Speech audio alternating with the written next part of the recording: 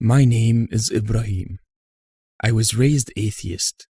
I first began to lose faith when I was 16 in chemistry class. As we studied the periodic table, it seemed too well organized. What was stopping all of the laws governing these particles from changing or shifting? The next problem came in art history class. All the civilizations of the world build their biggest structures dedicated to some form of worship. I had been taught religious people are stupid. So were all the people in the world, for all the history, stupid until now? That's unlikely. A few years later, in college, I experimented with psychedelic drugs. I took a drug called DMT. It is a chemical produced in the brain which is released during dreams. This drug caused me to have an out-of-body experience and destroyed my faith in scientific empiricism. I had been taught that all knowledge is derived from what we can perceive with our senses. Yet, I had just clearly experienced that there is a level of perception beyond our senses.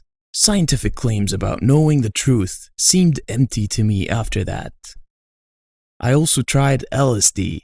Under its influence, I felt that the materialistic life was a lie. I had eaten inexpensive French restaurants, but on LSD, I ate canned corn straight from the can, and it tasted better than any of the meals in those expensive restaurants. Then I heard stories about monks and gurus who had achieved the mental states associated with those drugs without taking drugs, by means of meditation.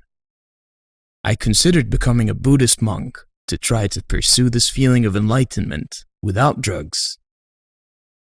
But I went from one extreme to the other. I recognized there was truth in all the religions, so I went from believing in none of them to believing in all of them. This is common in the West Coast of America and is sometimes called New Age belief. I started going to New Age festivals where I was exposed to Sufi poetry. I was attracted to it for some reason. Some was lofty and spiritual, but some referenced the Quran and Hadith. But New Age belief also emphasizes Native American spirituality very much.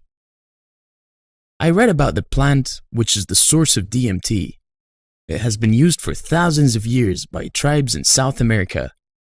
Traditional doctors, sometimes called shaman, administer it. So I traveled to South America to learn more about it. A friend recommended I apply to a gratitude program in the global political economy in Germany, where many of my ancestors had come from. And he and I were both accepted, so I moved to Germany. My intention was to work for the UN or an NGO, which many graduates of such programs do. While there, I began to travel around Europe, visiting churches and castles, and learning the history to try and understand my ancestors and why they had left Europe. At the same time, I studied the international financial and political system. I researched deeply the causes of war that my ancestors had fled, and World Wars I and II. I discovered that many of the wars could be traced back to a class of Jewish financiers. At one point, I did a presentation on Islamic finance. I realized that the only societies left that were not using interest were Muslim countries, and that those societies were under attack, and once conquered, interest banking institutions would be introduced. I also learned about zakah. I had studied many theories about combating the financial crisis, but I found that simply implementing Islamic prohibitions and zakat by far outclassed all of the theories being developed by economists in their ivory towers. Several times I wanted to go to a mosque and ask someone to teach me to pray, but since I was a teenager, I had struggled with alcohol. I had social anxiety and had difficulty socializing without drinking. I would binge drink until blacking out regularly. I couldn't imagine life without alcohol. I had a strong feeling that there was a divine law, a law of God. I asked God to teach me His law. I felt a vision inside myself of a man walking around the structure 7 times and prostrating on the ground.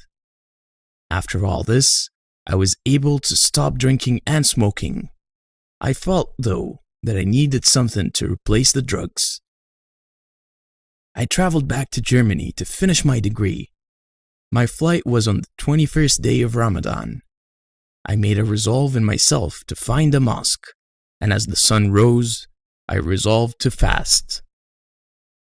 When I arrived at my apartment, I found that an abandoned Yamaha dealership next door had been purchased by a group of Afghans and turned into an Afghan cultural center.